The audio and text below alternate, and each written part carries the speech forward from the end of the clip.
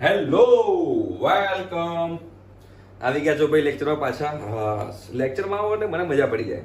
આપણે ધારીએ તો એટલી બધી પ્રેક્ટિસ કરી શકે, એટલા બધા એક્ઝામ્પલ છે ને. ચલો ફટાફટ 0 થી 1 x સ્ક્વેર 1 માઇનસ x ની 3/2 ઘાત dx. હવે તમે જુઓ આની અંદર પાછું તો અહીંયા 1 માઇનસ x ની 3/2 ઘાત છે, અઘરું પડી જશે. તો અહીંયા પાછી એક પ્રોપર્ટી યુઝ કરો. x ની જગ્યાએ શું મૂકવાનું? તમારે x ની જગ્યાએ મૂકવાનું a માઇનસ x. તો એ તરીકે 1 છે, તો x ની જગ્યાએ તમારે શું મૂકવાનું? 1 માઇનસ x મૂકી દો. ચલો ફટાફટ. તો 0 થી 1 જો અહીંયા 1 માઇનસ x નો સ્ક્વેર થઈ જશે. જ્યાં x દેખાય ત્યાં 1 માઇનસ x મૂકવાનું. બ્રેકેટમાં 1 માઇનસ, અહીંયા 1 માઇનસ x મૂકી દઈશ ને 3/2 ઘાત થશે dx થઈ જશે. હવે તમારો એક્ઝામ્પલ એટલો સિમ્પલ થઈ ગયો ને કે તમારે જલસા પડી ગયા. જો તો હવે તમે જોશો તો 0 થી 1 1 માઇનસ x નો સ્ક્વેર, અહીંયા 1 માઇનસ 1 પ્લસ x ની 3/2 ઘાત કૌંસ ખોલ્યો મેં dx. 1 1 કેન્સલ, એટલે શું બન્યું? જો 0 થી 1 1 માઇનસ x નો સ્ક્વેર ઇન્ટુ x ની 3/2 ઘાત dx. અહીંથી આપણે ફાયદો શું દેખો ખબર છે? હવે આપણે આનું વિસ્તરણ કરી શકશું. અહીંયા આપણે કોઈ જગ્યાએ વિસ્તરણ નતા કરી શકતા, કેમ કે ભાઈ 1 માઇનસ x ની 3/2 ઘાત, આનું આપણને વિસ્તરણ કરતા આવડતું જ નથી, તો ક્યાંથી મેળ પડે? એટલે આપણે અહીંયા આગળ આ મૂકી દીધું. હવે આપણે શું કરશું? અહીંયા આગળ તમે જોશો તો હવે આ 1 માઇનસ x ના સ્ક્વેર નું વિસ્તરણ કરી નાખો. જો તો 0 થી 1 1 minus 2x plus x square, હવે આખું એનું વિસ્તરણ કરી નાખ્યું ગુણ્યા x ની 3/2 ઘાત dx.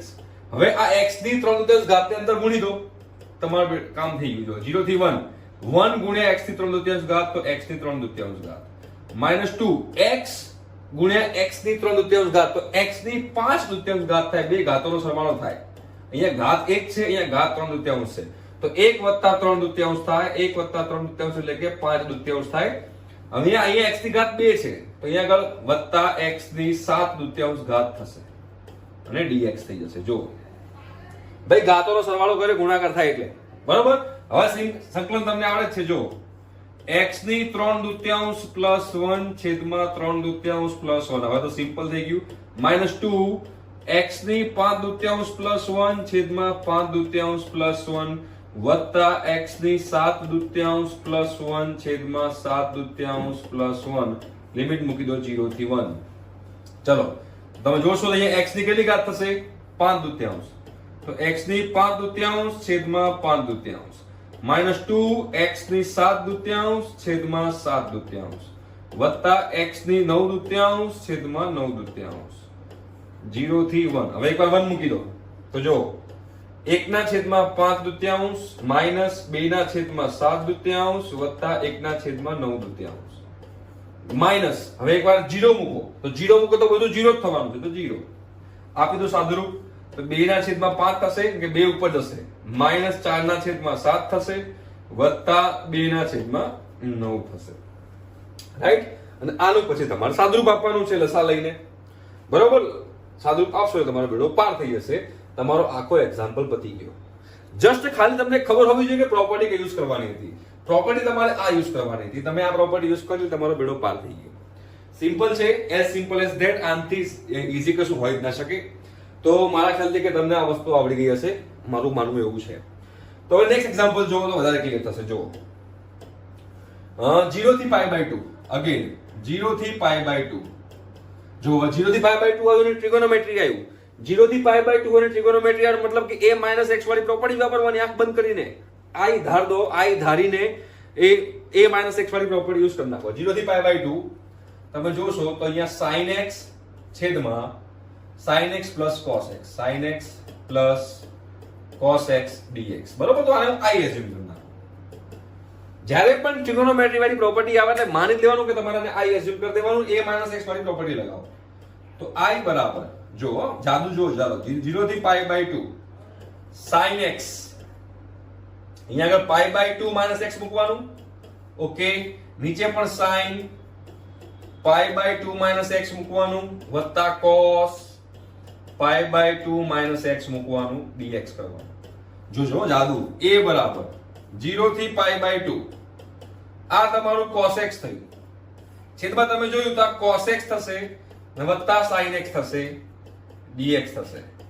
હવે તમે જુઓ આગળનું જે લેક્ચર હતું ને એમાં પાછું ને પાછું આ i બનતું હતું, પણ હવે આ i નથી બનતું. તમે જુઓ તો પહેલું જે મેઇન ફંક્શન જે હતું એ અને આ જે બીજું ફંક્શન જે હતું એ બંનેના છેદ સરખા છે. જુઓ sin x વત્તા cos x, sin x વત્તા cos x, બંનેના છેદ સરખા છે.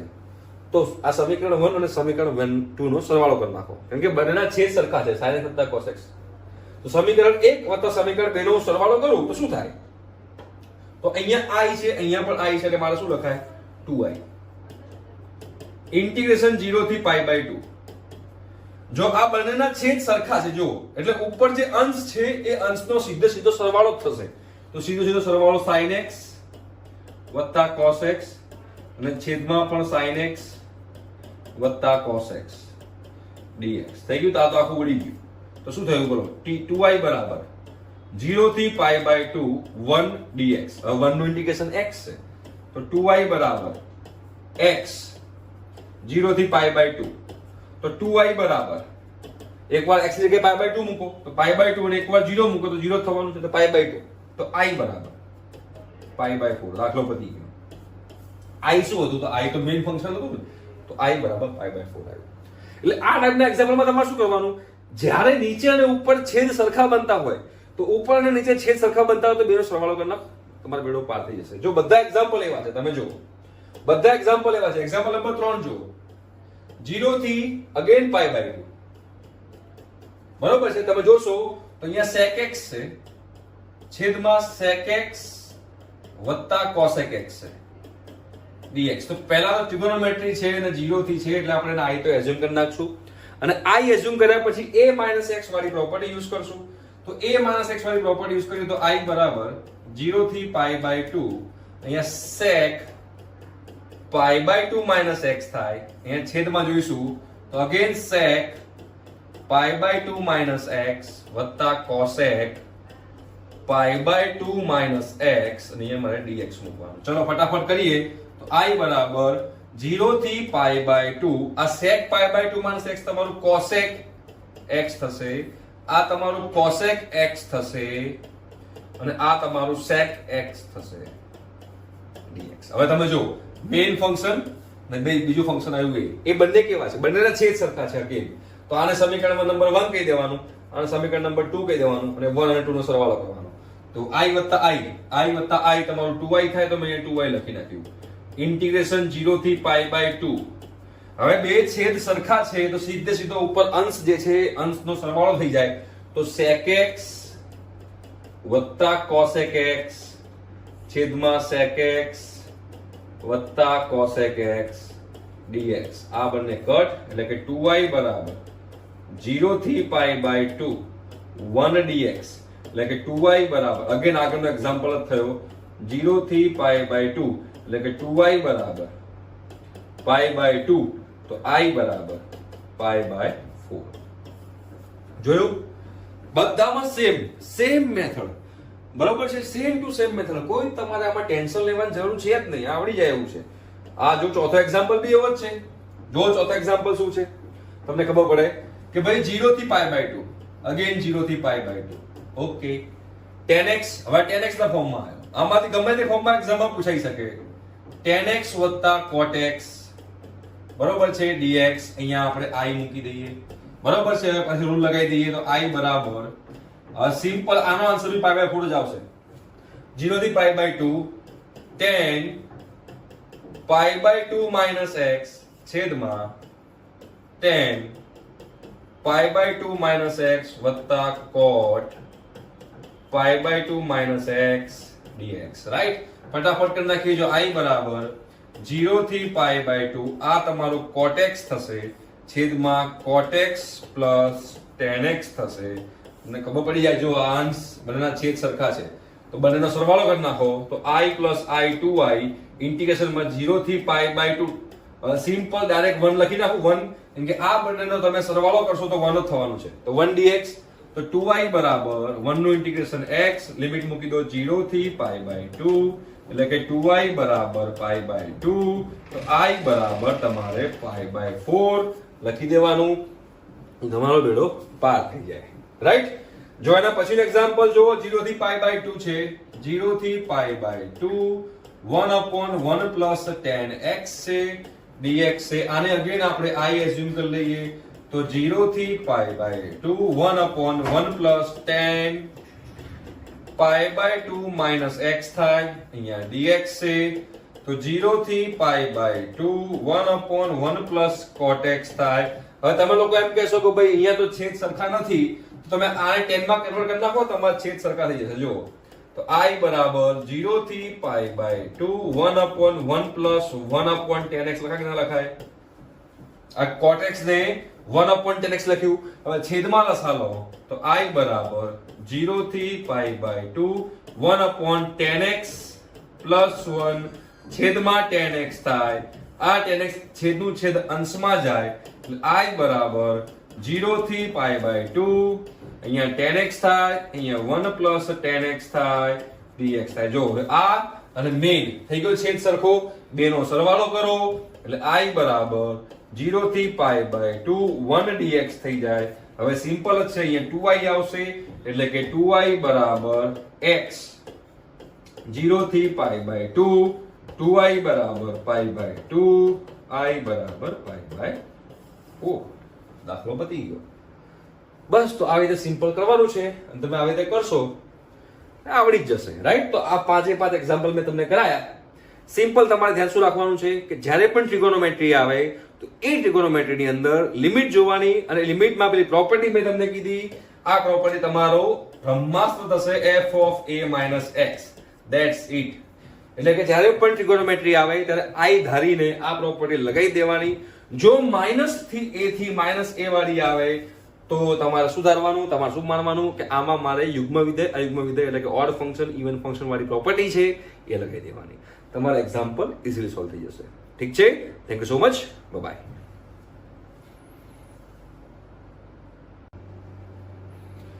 Hello, welcome back. હવે અગેન જે જો પાછી હારમાળા છે એ હારમાળા આપણે વાત કરવાના છીએ. બહુ સિમ્પલ છે, કોઈ ટેન્શન લેવાની જરૂર નથી. વન તમે જુઓ તમને ખબર પડી જશે. આ બધામાં સ્ક્વેર રૂટ છે, પેલા આગળમાં સ્ક્વેર રૂટ નહોતું, પણ પ્રોપર્ટી તો એની જ છે, પ્રોપર્ટીમાં કોઈ નવું નથી. જો પહેલું જુઓ 0 થી પાઈ બાય 2. હવે તો તમને સ્પીડમાં ખબર પડી જશે 0 થી પાઈ બાય 2 બરોબર છે. સ્ક્વેર રૂટમાં તમે જોશો તો cos x છે, અહીંયા તમે જોશો સ્ક્વેર રૂટમાં અહીંયા વર્ગમૂળમાં sin x છે અને અહીંયા વર્ગમૂળમાં cos x છે, રાઈટ? બસ સિમ્પલ આ જ છે. જફાઈની એ જ છે ભાઈ. i ધારી લો, i ધારી લો 0 થી પાઈ બાય 2 કરો, a માઇનસ x ની પ્રોપર્ટી મૂકી દો તો cos pi by 2 minus x થાય. અહીંયા તમે જોશો તો વર્ગમૂળમાં sin pi by 2 minus x થાય. અહીંયા આગળ વર્ગમૂળમાં cos pi by 2 minus x થાય. સિમ્પલ જ છે, કશું અઘરું નથી આની અંદર. જુઓ તો 0 થી પાઈ બાય 2 અહીંયા વર્ગમૂળમાં sin x થઈ જશે. અહીંયા તમે જોશો તો વર્ગમૂળમાં અગેન અહીંયા cos x થશે, અહીંયા વર્ગમૂળમાં sin x થશે. હવે પહેલું ને જો પહેલું ના જે આપણે સાદુરૂપ આપ્યું બંનેના છેદ સરખા નીકળ્યા. બંનેના છેદ સરખા નીકળ્યા તો બંનેનો સરવાળો કરી નાખો, બરોબર? તો અહીંયા બી i બરાબર તો આવતું હતું, તો i વત્તા i 2i થઈ જાય. તમે ચેક કરો તો 2i બરાબર ઇન્ટિગ્રેશન 0 થી પાઈ બાય 2 1 dx થઈ જશે. આ તો 2i બરાબર અહીંયા આગળ x ઇન્ટિગ્રેશન થઈ ગયું 0 થી પાઈ બાય 2 તો 2i બરાબર પાઈ બાય 2 તો i બરાબર પાઈ બાય 4 આન્સર. જો બધાનો પાઈ બાય 4 આન્સર આવે છે. સિમ્પલ જ છે. આ બધા એવા છે, અહીંયા 4 સુધી બધા એવા છે, ઇવન 5th સુધી બધા એવા છે. તમે જુઓ તમને ખબર પડશે, તમને ક્લિયર થશે. તમને શું કહેવા માંગુ છું, આગળ જુઓ. આગળ શું હતું? આગળ તમે અહીંયા આગળ sin x વત્તા cos x હતું. અહીંયા આગળ વર્ગમૂળમાં sin x વર્ગમૂળમાં sin વત્તા cos x છે. ખાલી વર્ગમૂળ જ છે, બીજું કશું નથી. તો જવાબ તો એના જ આવવાના છે. તો કોઈએ આમાં ગભરાવાની જરૂર છે જ નહીં. તો તમે જોશો અહીંયા આગળ મારા પહેલા વિદ્યાર્થી ભાઈ બહેનો તમને ખબર પડશે. તો આ એક્ઝામ્પલ તમને બધા હોમવર્કમાં આપું છું. Question number 2, question number 3, question number 4, question number 5, question number 6. અહીંયા સુધી જો બધું જ અહીંયા આગળ ઘનમૂળ છે લ્યા, બીજું કઈ નથી, ઘનમૂળ છે. જવાબ તો બધાનો પાઈ બાય 4 જ આવવાનો છે.